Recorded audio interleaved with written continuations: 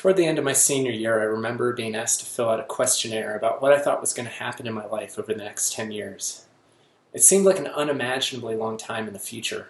The idea was to create a sort of time capsule where they would collect the finished surveys and put them in envelopes and then mail them back to all of us when those 10 unimaginably long years were over, giving me and my classmates a glimpse back into what we thought might become of us.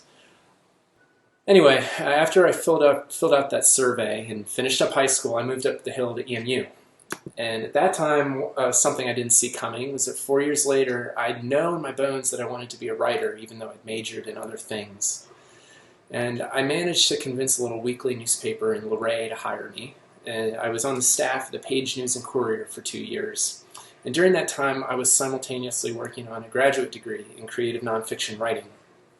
And so by night, I was thinking deep thoughts about artsy-fartsy stuff like literary craft and thinking about book deals and reading tours. And by day, I was doing things like covering the Luray Town Council and its deliberations over the sign ordinance. One of my favorite bits of wisdom is a quote that's usually attributed to John Lennon. And like most quotes attributed to famous people, I don't think it actually originated with him, but it goes like this. Life is what happens when you're busy making plans. The grand scheme of things is really almost seems to me just a whole bunch of little insignificant stuff, like arguments over the Luray sign ordinance in 2006. At the same time, I don't want to say that grand schemes don't matter. I hope you all have all kinds of plans and hopes and things you yearn for, and I hope you chase them. But just at the same time, don't ignore the present when you're doing it. I don't have any idea whether the movie Cool Runnings is one that people still talk about or watch. It was a feel-good story about the Jamaican bobsled team going to the Winter Olympics, and it was a big deal when I was a kid. Toward the end, there's a scene where the captain of the bobsled team is being gnawed at by his ambition. He has this burning desire to win. He goes outside, he has this conversation with his coach, and his coach's career as a bobsledder had ended in disgrace years earlier because he cheated, he put extra weight in his sled, and the Jamaican, his protege, says, "Why did you do that?" And his coach explains, this is a paraphrase, I haven't seen this movie in decades, is that he didn't know, or he hadn't realized, he didn't understand, that if you're not complete without a gold medal, you won't be complete with one. That's the final little point I'd like to make about grand schemes, is that, like I said, it's great to have them, you should have them, you should focus on them, and you should try to achieve them.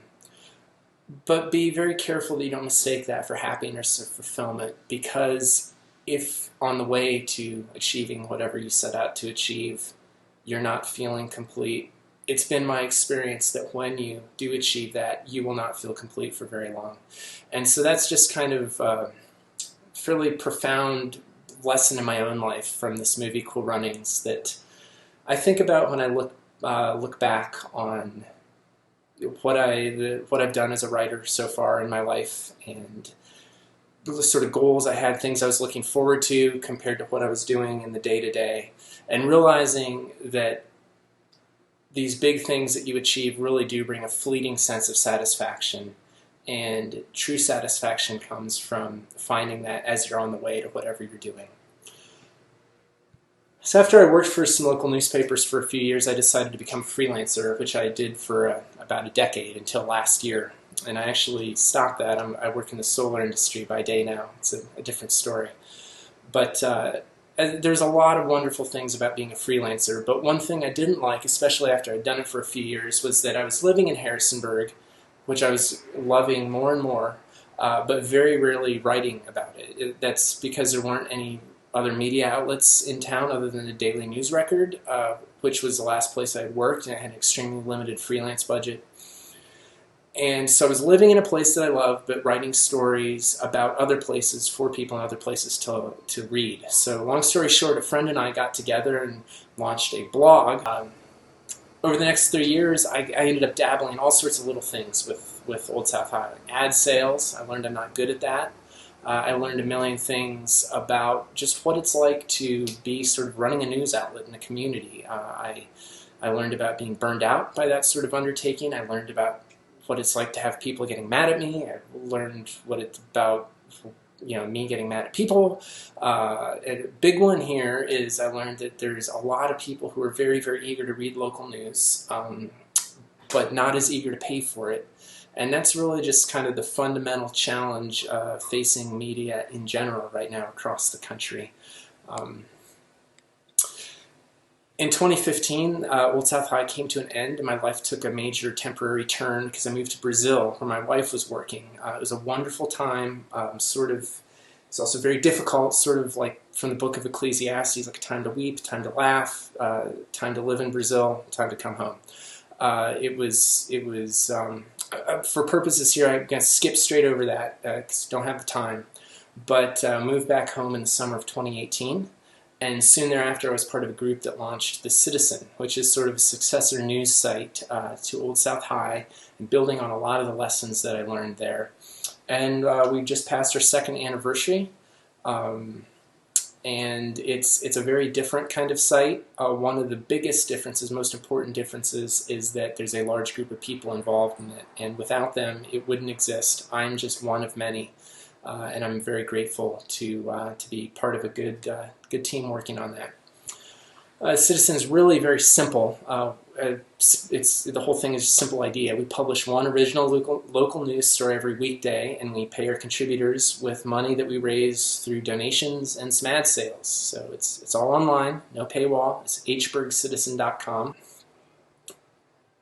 When it comes to media, the word engagement has been co-opted in a really noxious way by social media. And we say engagement refers to clicks and likes and shares and all these other metrics that are increasingly used to evaluate the worth of something, a story or a publication.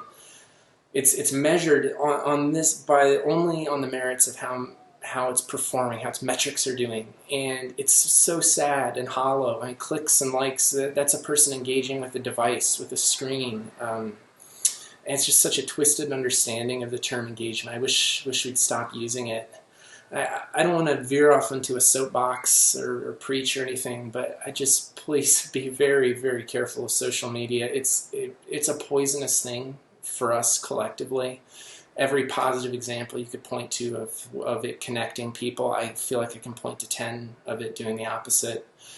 I don't know what to do about it. I don't have answers. Here's a sad fact, as The Citizen is almost completely dependent on Facebook to drive traffic to the site, and I can't imagine quitting it. And so here I am, unable to stop using something that I know is harmful, which is pretty much a textbook definition of addiction, and here I am, caught in it.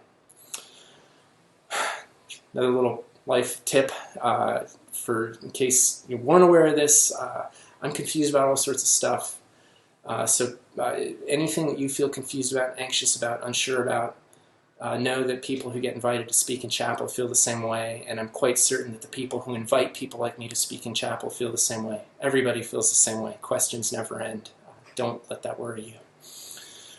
Last little parting thought I'd like to leave has to do with engagement of a different kind a little bit with the community and tradition that you're all a part of here at EMS. And it's something that took me many years after I left to fully appreciate. I grew up completely surrounded by sort of the Mennonite church. I was a child of NCC volunteers and eventually a student here at EMS. I went up the hill to EMU. And it was only afterwards, once I got out and started engaging with the wider world as an adult on my own terms, that I realized how unusual so many of the aspects of my upbringing were. In the values is what I'm talking about. There's emphasis on things like simplicity, concept of enough rather than excess, stewardship, just kind of a gentleness in an approach to life and relationship with people.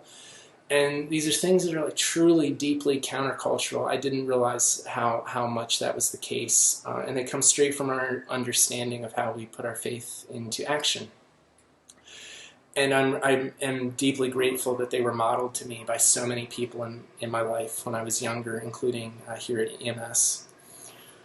When Old South High was a thing, I was once interviewing someone for a story who I'd known for many years since I was a student in high school, and we got to talking about life in general. I got way beyond the specifics of the interview, And he said something that just like another thing, deep impression that I'll share with you. I wasn't active in a church at the time, and I hadn't been for most of my life after high school. And this time of the interview, I'd just become a father for the first time a few months earlier.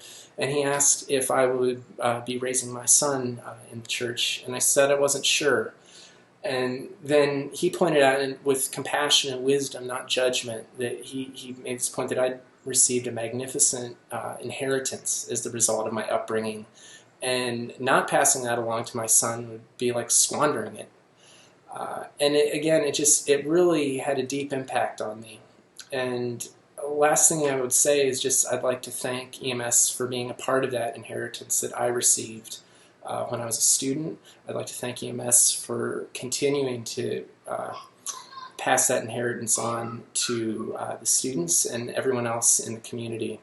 And I hope for those of you who are like me that didn't fully realize it at the time, that perhaps there will be a time in your life when you look back and have a deepened appreciation for what you're fortunate to be a part of now.